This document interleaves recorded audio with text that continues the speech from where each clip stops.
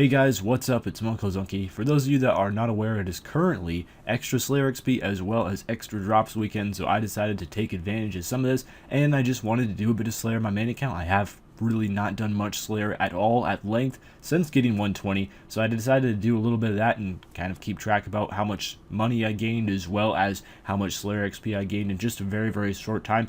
During one stream, I was able to do about 5 Slayer tasks and just gain a crazy amount of Slayer XP, almost 1 mil Slayer XP in one stream, which is just ridiculous considering I don't typically stream for all that long, and it's just kind of crazy how fast the Slayer XP stacks up during this weekend. So if you are not currently slaying, I would recommend to slay unless you do want to PVM. The bosses that have had increased drops are Calfight King, Rise of the Six, Virago, and Giant Mole. So for the kind of mid-tier PVMers, you probably want to go to KK. For the higher tier, it's probably Virago.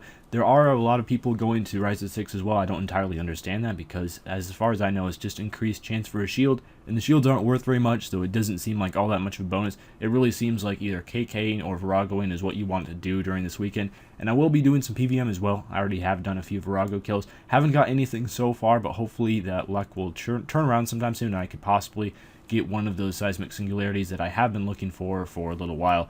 But as far as Slayer goes, if you are kind of a lower level player, or you just want to get your combat stats up, or get your Slayer up, or even just make some money, because Slayer is really good money now. There are a whole bunch of tasks that will get you quite a bit of profit. Some of those Dark Beast tasks, even Abbey Demons, stuff like that, they're fairly commonly assigned Slayer monsters, and you can make a good couple mil per task, and that really adds up as you're doing many tasks in a row. And also some of the Slayer XP rates on these tasks is just insane. For example, this Aerith task took me under 45 minutes, and I got 242k Slayer XP.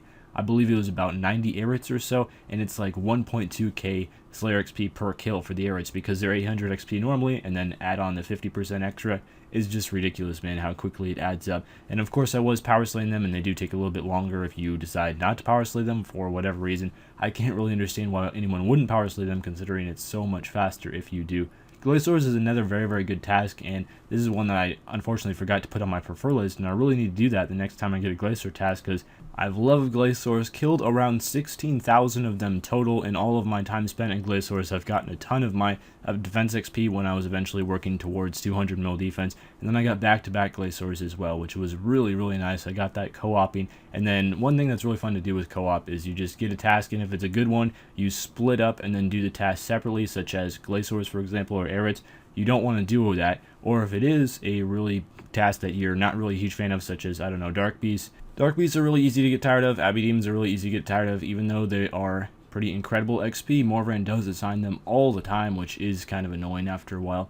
But Glaciers are great, and I need to get that on preferred as soon as possible. So there was the back-to-back Glaciers. Unfortunately, no boots, but some of the charms that you got is ridiculous as well. One other thing I almost neglected to mention is it's not double charms this weekend, but what it is you get +1 charm per drop. So for any monster that only drops 1 charm, such as your average Slayer creature, your Abbey Demons, or your Dark Beast, it's essentially going to be double charms because they'll drop 2 charms instead of 1. But unfortunately, this does not work against monsters that drop multiple charms. So Glaciers, if it was double charms and they were dropping 6 charms per drop, that would probably be the best summoning XP in the game. But it's just +1 charm per drop, which is still really good and still adds up a lot. And I did manage to get a ton of charms from this weekend, which is awesome because I will be eventually working towards 200 mil summoning. I hope that will happen one day, and as far as that goes, you know, the extra charms that I got from this weekend really helped. So I ended off with Dark Beast, and then the final task that I did was a Shadow task. Shadows are one of my least favorite Slayer tasks, but they are admittedly one of the best XP rates in the game, so I'd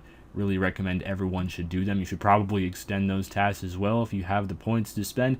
They're not really that fun, and their drops are completely awful, but I will admit that is a lot of Slayer XP, 148k Slayer, and that only took about 20 minutes. It's a very quick task, and they don't have a whole lot of HP, and you can just drop them very fast. But the price check is going to be terrible, and they don't drop a whole lot of charms or anything, so it's not really a task that I look forward to all that much. And of course, the boss drops have been increased slightly as well. I'm not entirely sure how much the increased chance is to get a seismic drop or a Dragor drop from Calfight King if you're doing that, or shields from Rots.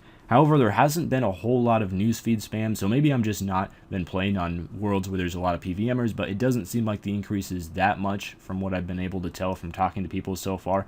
Calfight King, especially if you're speed killing, I imagine is absolutely insane money right now. It's definitely better money than Virago, especially if you're only doing a 6-man non-pro team, which I have been doing for the most part. However, I'm really trying to get Virago done for the Kendam to PVM series, so that's probably where I will be spending my time if I do a whole lot of PVMing this weekend, and hopefully it works out and we get ourselves a singularity. I know it's kind of messed up. I'm hoping for a singularity over a wand, but that's just kind of how it is. Anyways, to wrap up this video, make sure that you go out and do some Slayer if you are kind of a lower level and you maybe don't have the stats or don't have the people to go with to PVM quite yet, and that bonus Slayer XP is really going to help you out quite a bit, and also maybe just some motivation to Slayer, and Slayer is never ever a bad thing to do.